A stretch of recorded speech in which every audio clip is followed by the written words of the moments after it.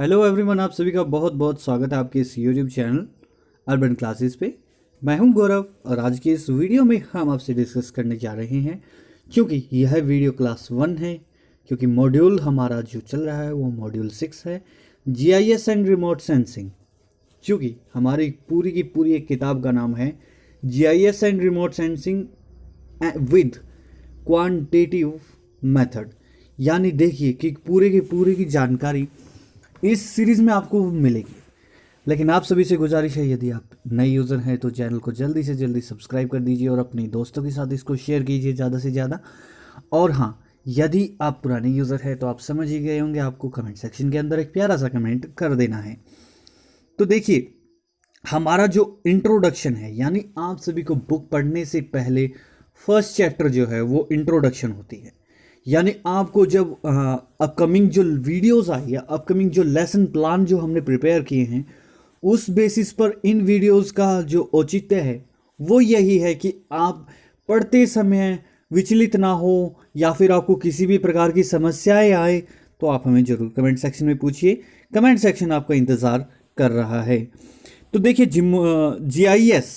GIS का जो full name है वो है जियोग्राफिकल इंफॉर्मेशन सिस्टम, यानी भौगोलिक सूचना प्रणाली। देखिए, भूगोल यानी पृथ्वी के किसी रिमोट एरिया के बारे में हमें जानकारी प्राप्त करनी हो तो हम किसकी मदद लेंगे?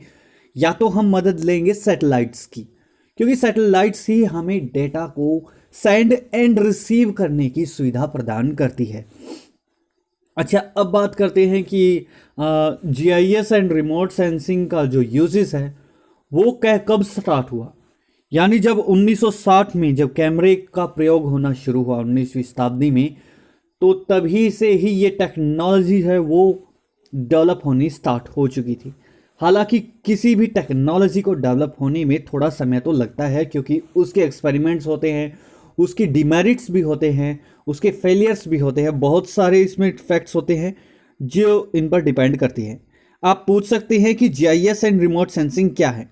भौगोलिक सूचना प्रणाली एवं सुदूर संवेदन जो होती है, रिमोट सेंसिंग होती है, यह एक प्रणाली है जिसके द्वारा विभिन्न प्रकार के जैसे भौगोलिक डेटा यानी जियोग्राफिकल डेटा को संग्रहित यानी सेव करने के लिए, पकड़ने पर यहाँ पर यूज होता है, उसको कैच करने के लिए कोई सैटेलाइट है, उसके लिए जो वो किसका काम करती है, वो एज अ जैसे ड्रोन होता है, ड्रोन का कंट्रोलर कौन होता है? नीचे खड़ा हुआ एक रिमोट कंट्रोलर जो मैन्युअली उसे रिमोट से कंट्रोल करता है कि हमें पिक्चर जो है वो वाइड स्केल पर लेनी है या फिर स्मॉल स्केल पर लेनी है, वो डिपेंड करता है उसके पर्पस पर। ठीक है, पकड़ने और विश्लेषण करने, यानी जब हमने उस डेटा को कलेक्ट कर लिया, यानी मेट्रोलॉजिकल डिपार्टमेंट यानी मौसम विभाग जब उस डेटा को क्या करता है, कलेक्ट करता है, उसके बाद क्या करता है, उसका एनालिसिस करता है, तभी तो यूज़र के सामने हम पेश करते हैं कि कल सुबह हमारे जो किसी भी क्षेत्र है वहाँ पर मौसम कैसा है, वहाँ पर क्लाउड फॉर्मेशन कैसी रहने वाली है, वो सभी जानकारियाँ हम आपके साथ साझा करते हैं। तो यह बात है 1960 की, जब अवधारणा को पहली बार पेश किया गया। अच्छा, और बाद में एक नए अनुशासन के रूप में शोध और विकसित किया गया, यानी उस पर रिसर्च की गई और उस जो अवधारणा जो 1960 में दी थी तो उस पर हमने कार्य करना स्टार्ट किया।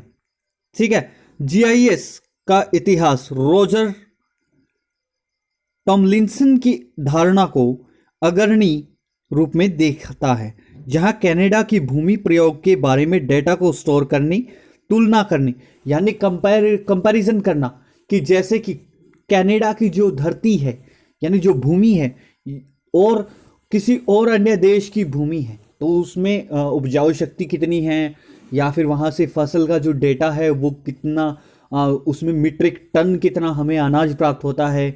लेकिन कनाडा की अगर मौसम की बात करें तो वहाँ पर लगभग 8 से 10 महीने ठंड रहती है और 2 से 4 महीने की वहाँ पर गर्मी है। 2 से 4 महीने में अमूमन एक फसल उठाई जा सकती है। वो तो ये बात हो गई।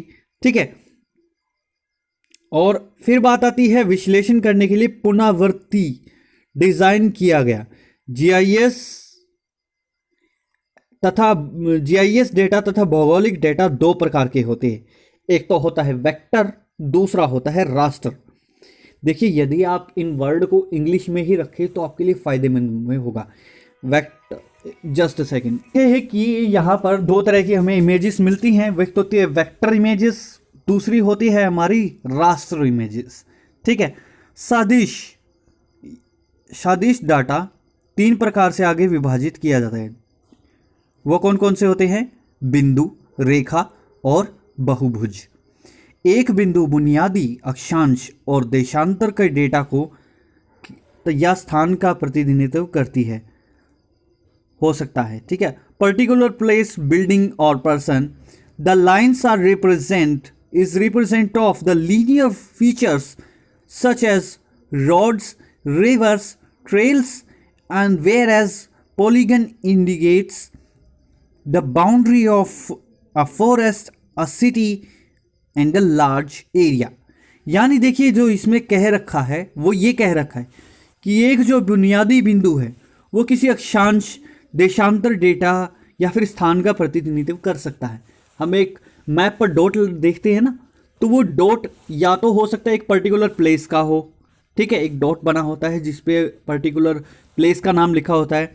अच्छा, एक लाइन जो होती है, एक लाइन को हम एक सड़क भी समझ सकते हैं, एक नदी भी समझ सकते हैं, और क्या हम ट्रेल्स यानी किसी प्रकार के एक ट्रेन के मार्ग यानी रेल मार्ग को भी हम इससे इंडिकेट कर, जो रिप्रेजेंटेशन होती है। अच्छा, पॉलीगन क्या किससे इंडिकेट करता है यानी सूचित करता है? वो एक पॉलीगन यानी एक बहुभुज या तो एक जंगल या फिर एक शहर की या फिर एक बड़े क्षेत्र की क्या हो सकती है, एक सीमा को निर्धारित करता है।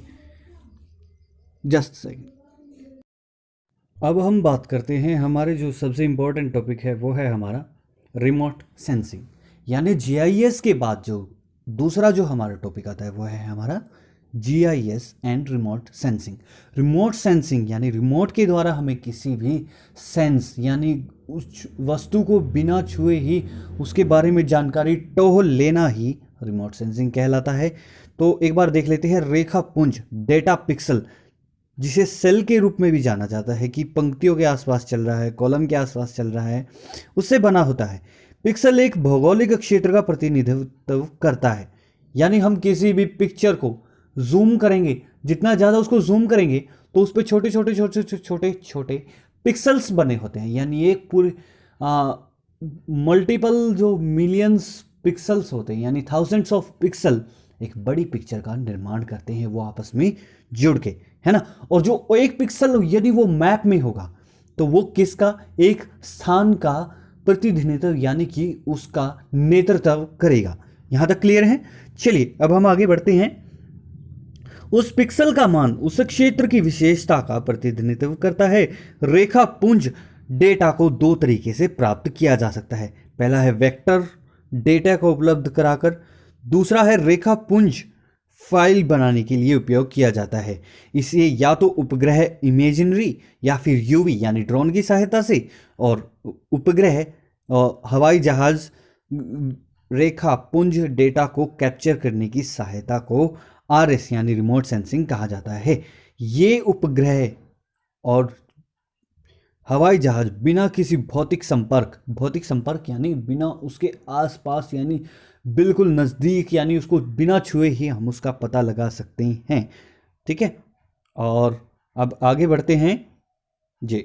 इसके परावर्तित और उत्सर्जित विकिरण को मापकर किसी क्षेत्र के भौतिक मापदंडों का पता लगा सकते हैं और उसकी क्या कर सकते हैं, निगरानी करते हैं। 1 मिनट मैं थोड़ा सा आपको समझाना चाहूँगा ये क्या कहना चाहता है। मान लीजिए ये हमारा सन है, ठीक है। सन थोड़ा सा बुरा बन गया लेकिन समझाने की कोशिश है। रेजिस धरती पर आती हैं लेकिन उससे पहले ये वायुमंडल में अवशोषित कर ली जाती है। किनके द्वारा? बादलों के द्वारा। अच्छा, जो किरणें धरती पर आई और फिर उसके बाद वापस लौटने की प्रक्रिया के दौरान ही रिमोट सेंसिंग की मदद सैटेलाइट की सहायता से या फिर हवाई जहाज की सहायता से उसकी क्या है, पिक्चर ले ली जाती है। तब ही उसमें कलर है, शेड है या फिर जो टोन्स हैं वो निखर कर सामने आते हैं जो उसका प्रतिनिधित्व करते हैं। आपको जानकर हैरानी होगी, ज़्यादातर लोग जीआईएस और आरएस का नियमित रूप से प्रयोग करते हैं। कैसे? खैर, गूगल अर्थ कई लोगों के द्वारा प्रयोग किया जाने वाला सामान्य उपकरण जीआईएस एंड रिमोट सेंसिंग का एक हिस्सा है। अच्छा, इसमें इमेजिनरी टूल होता है जो वर्षों के दौरान की गई सैटेलाइट इमेज का प्रयोग करता है और किसी क्षेत्र की ऊंचाई जांचने के लिए इलाके का टूल भी प्रयोग किया जाता है। आइए हम आपको एक बार गूगल मैप पे, तो जैसे ही हम थोड़ा सा गूगल मैप को हम खोलेंगे तो आप कुछ एक चीज़ें नोटिस करेंगे। एक सेकंड, हम किसी पर्टिकुलर प्लेस को नहीं दिखाएंगे। हाँ जी, ये यहाँ पर देखिए, तो हमें जैसे कि एक यहाँ पर एक दिखाया गया है, ये किसी प्लेस है, ठीक है। और इसको जितना ज़्यादा हम जूम करेंगे उतने ज़्यादा, एक सेकंड, पिक्सल का जरा हम लेयर्स में से पिक्सल दिखाते हैं आपको, ठीक है। ये किसी भी स्थान का आसपास का हो सकता है। जैसे हमें ये आसपास के विलेजेस हैं करनाल डिस्ट्रिक्ट के, वैसे हम चलते हैं अपने करनाल शहर में और फिर उसके बारे में बात करेंगे। हाँ जी, तो हम आ गए हैं करनाल में और अब हम लगाते हैं इस पर लेयर्स। तो सबसे पहले जो हमारी लेयर होगी वो होगी हमारी सैटेलाइट की, कि सैटेलाइट से हमारे जो देश हैं, जिला है, शहर है, राज्य है, वो कैसा दिखाई देता है। अच्छा, इसे हम जितना ज़्यादा जूम करेंगे, जितना ज़्यादा हम इसे जूम करेंगे और वहाँ पर जो एक छोटे से छोटा पिक्सल बन रहा है, दिख रहा है, तो ये ऊपर से कुछ इस तरीके से सैटेलाइट इमेजरी तैयार की जाती है। और यहाँ पर जो एक पिक्सल है ये किसी एक नगर का, किसी कॉलोनी का और किसी भी स्थल का क्या करता है, प्रतिनिधित्व करता है। उम्मीद करते हैं आपको अच्छे तरीके से समझ में आ रहा होगा। तो चलिए बढ़ते हैं हम अपनी स्क्रीन की तरफ। हाँ जी, तो हम बात कर रहे थे कि इस इलाके का प्रयोग करते हैं। हाल के वर्षों में कहीं भी यात्रा करने से के लिए गूगल मैप में के उपयोग में वृद्धि हुई है, क्योंकि ये बहुत आपका समय तो बचाता है, लेकिन कई बार शॉर्ट रूट बचाकर आपके किलोमीटर्स को भी बचाता है, जिससे कि आपका समय बचता है और आप अपने फैमिलीज के साथ टाइम स्पेंड कर पाते हैं। तो अब बात करते हैं जीआईएस एंड रिमोट सेंसिंग की क्या भूमिका है। तो पॉइंट नंबर 1 हमारा बनेगा जीआईएस एंड रिमोट सेंसिंग एक विशेष पहलू तक ही सीमित नहीं है, बल्कि एक व्यापक स्पेक्ट्रम के रूप में भी अनुप्रयोग है। आपको जानकर आश्चर्य हो सकता है कि वे अलग अलग क्षेत्रों में और विषयों में भी योगदान दे सकते हैं। उदाहरण के लिए जलवायु परिवर्तन पर हम विचार करें तो जो वर्तमान में प्रमुख फोकस है वो जलवायु परिवर्तन हमारे ग्रह के लिए एक बड़ा खतरा बन सकता है। That is the main point. इसका हम एग्जाम्पल यदि एग्जाम में दें तो काफ़ी अच्छा आपको एग्जामिनर की तरफ से मार्क्स के रूप में अच्छा रिस्पॉन्स मिल सकता है। तो हम जैसे ही स्क्रॉल डाउन करेंगे, हाँ जी ठीक है, तो हमारे ग्रह द्वारा प्राप्त की जाने वाली जैसे शीतलन, कार्बन प्रच्छादन, यानी प्रच्छादन जो होता है वो उत्सर्जन की दूसरी विपरीत क्रिया होती है। ग्रीन हाउस गैसेस यानी GNG, विमिनियन और मौसम पैटर्न के जो मॉडरेशन है, ठीक है, और उस जलवायु परिवर्तन से निपटने में सहायता करते हैं। जलवायु परिवर्तन से निपटने के लिए हमें बहुत से कदम उठाने होंगे, जैसे कि बहुत सारे पेड़ पौधे लगाने होंगे, उनका क्या हमें ख्याल रखना होगा। तो हमारे शुरू से ही एक जो है वो हमारा ध्येय यही है कि आप जो हमारे स्टूडेंट्स जो इस चैनल को ज्वाइन करते हैं, सबसे पहले हम उनसे रिक्वेस्ट करते हैं कि आप प्लांट लगाएं और उसकी केयर करें। साथ ही साथ आपका इन्वायरमेंट जो सेविंग है, जो हमारा ड्राइव है, उसमें आप सहायता तो करेंगे, लेकिन साथ साथ आप अपने फ्यूचर को भी सिक्योर कर सकते हैं। ठीक है, जनसंख्या में वृद्धि, बढ़ता शहरीकरण, औद्योगिकरण, यानी कई साल पहले यदि आप कभी दिल्ली की तरफ मूव करें या फिर किसी भी शहर की तरफ मूव करें तो पहले खेत दिखाई देते थे। अब वहाँ पर या तो बड़ी बड़ी इंडस्ट्रीज ने कब्जा कर लिया है या फिर वहाँ पर बड़े बड़े सेक्टर्स बन चुके हैं। ठीक है, और तो कहीं ना कहीं बहुत सारे डेटा है। अच्छा, सैटेलाइट जो है वो डेटा 50% जो चरों में अधिक जानकारी प्रदान करता है। वर्तमान में 2062 सक्रिय उपग्रह जो भूमिकाओं को कार्यों के साथ साथ पृथ्वी की परिक्रमा भी करते हैं।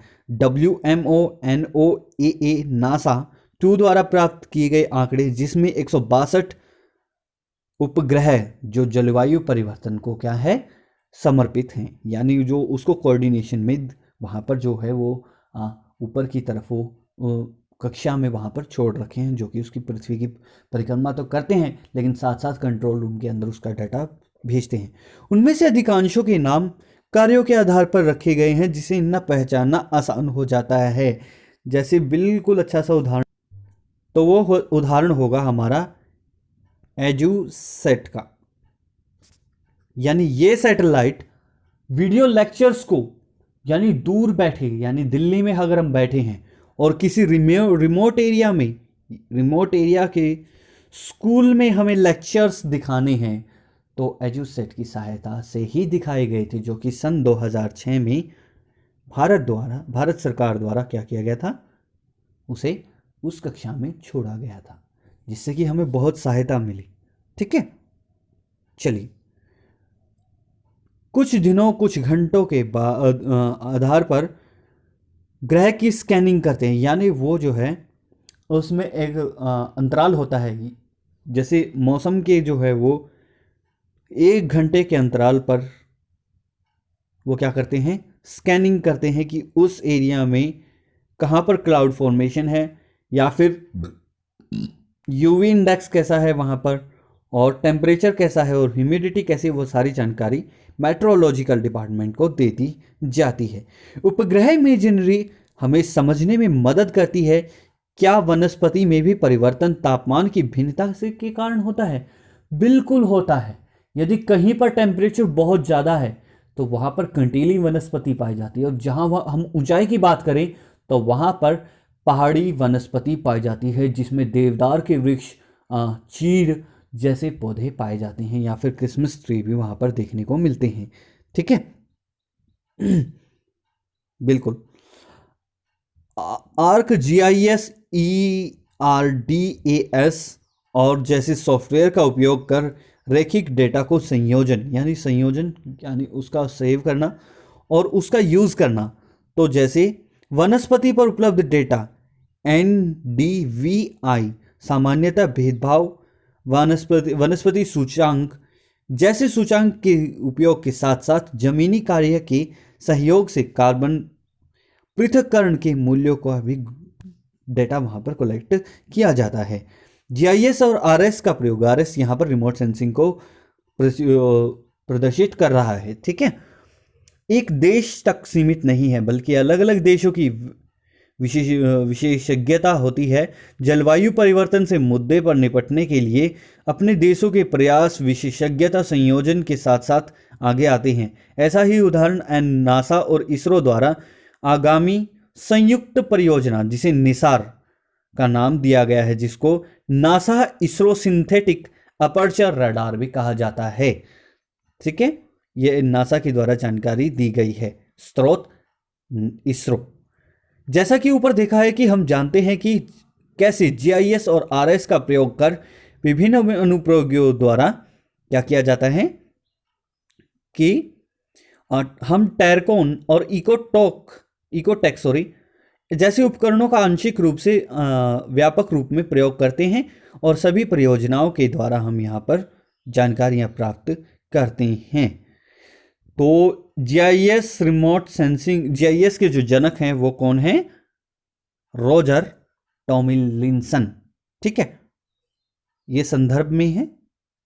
और अब हम आगे डिस्कस करेंगे, जो हमारा नेक्स्ट टॉपिक होगा वो हमारा होगा इंट्रोडक्शन टू एरियल फोटोग्राफी।